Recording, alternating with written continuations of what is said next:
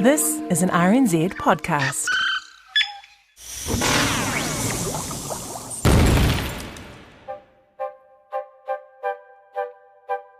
Hello and welcome to Elemental, a journey through the chemical elements to mark 150 years since the periodic table was invented. I'm Allan Blackman, I'm a professor at Auckland University of Technology, and I'm addicted to chemistry. And I'm Alison Ballance from RNZ, and I am also finding all this chemistry quite compulsive, Alan. We're up to episode 4 in Elemental already, which means today we are all about, and I'm not quite sure how to pronounce it. Is it antimony? Antimony? Any ideas, Alan? I think both are acceptable. In fact, I probably go between the two, actually. So we'll see how we go with this. Antimony. Okay, you might hear some variations on the pronunciation today. Anyway, can you give us the lowdown, please? This is going to be a story about an element that can be used to take lives, but can also be used to save lives. And so antimony is its name. It's element 51, so that's sort of somewhere in the middle of the periodic table-ish, and it's got a chemical symbol of Sb. Whoa, can we stop right there, please? Up until now, every element has had the symbol that's basically been the first 2 letters of its name. So I get that, Al for aluminium, Am for americium, and so on, but Sb for antimony, please explain.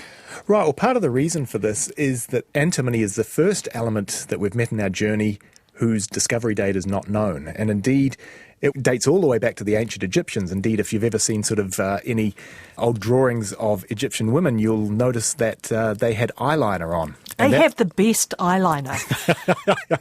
Absolutely. And this was a compound called stibnite, and that's what they used as their eyeliner. And so from stibnite, the S and the B in there, that is where we get the elemental abbreviation of Sb for antimony.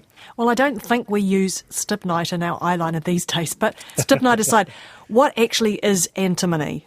Okay, so antimony is a thing called a metalloid, if we're going to classify it. So that's not a metal? It's not a metal and it's not a non-metal. It's having an identity crisis. Well, a metalloid, yeah, it is exactly that. It's not a metal and it's not a non-metal. Now, all of the elements on the periodic table can be divided into one of these 3 classes. Things are either metals, which the majority of elements are, metalloids, or non-metals. Now, a metalloid has got some properties of metals, but not all of them. So, your typical properties of metals are things like they're malleable, which means you can sort of easily deform them. They're ductile, which means that you can pull them out into a very long wire sort of thing. They are shiny when they're freshly cut. All of these things that you probably learned way back in science class at high school. So some elements have got some of these properties, but not all of them. And so we class these things as being metalloids. And antimony is the first of these that we've met on our periodic table journey. Now, antimony has... I can't get it right. I can't decide which way to go. It's almost as bad as aluminum. Oh, not that bad. Yeah, it has a bit of a bad reputation, doesn't it? Yeah, well, it does. It is toxic as the metal, and that hasn't stopped it being used in so-called medicine, I guess, in years past. And it's got a famous history as a laxative. A slightly awful story here was that they used to have pellets of antimony, which you would swallow. You would then pass them, and then they would be reused. I hope they washed them first. And apparently they were passed on from sort of family member to family member. Ooh, yuck. I know, yeah, a bit gross. Apparently they're quite effective, but they were sort of slowly poisoning you in the process. And in fact, Mozart, the great composer, his death was thought to have been linked to antimony being prescribed as a laxative for him, a thing called antimony tartrate. And from what we know of his final days, his final illness, the symptoms were very, very consistent with poisoning by antimony, which is dreadfully sad. Oh, poor old Mozart. Now, there's a New Zealand connection with toxicity as well of antimony, and this was a guy by the name of Tom Hall way back in 1886, and he just happened to be the nephew of the former Premier of New Zealand, so he was very well connected. But he was found guilty of attempted murder of his wife by poisoning her with antimony, and he was also found guilty of murdering her stepfather, and he was sentenced to death, but this was commuted. Now this rings bells because my colleague William Ray in his podcast series Black Sheep featured Thomas Hall in an episode. So the episode's called Poisoner, the Story of Thomas Hall, and if listeners want to, they can check it out as a podcast or find it at rnz.co.nz/blacksheep. Now, back to antimony. Apart from killing people, what's it useful for? Well, it's very, very useful as an additive to other metals to harden them up, so to speak.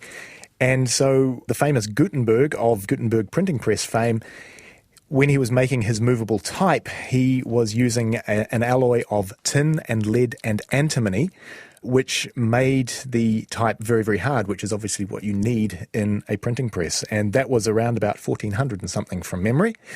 And these days it's used in car batteries, and it also increases the hardness of lead when it's used in those car batteries. So we're all driving around with it every day. Who knew?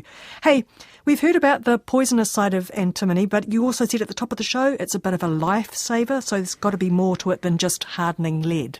Indeed there is. It finds great use as a flame retardant. So it's often used in plastic and some mattresses to stop them catching fire, or if they do catch fire, it will put out the flames.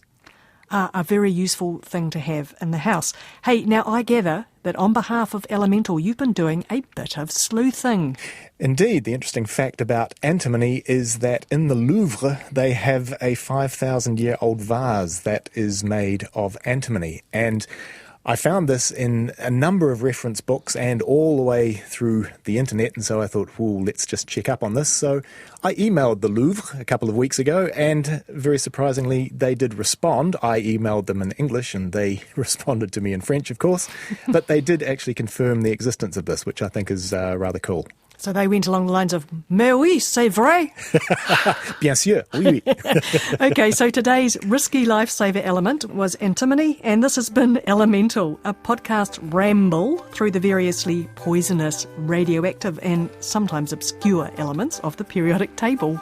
Elemental is a podcast from RNZ, and you can find us at rnz.co.nz/chemistry.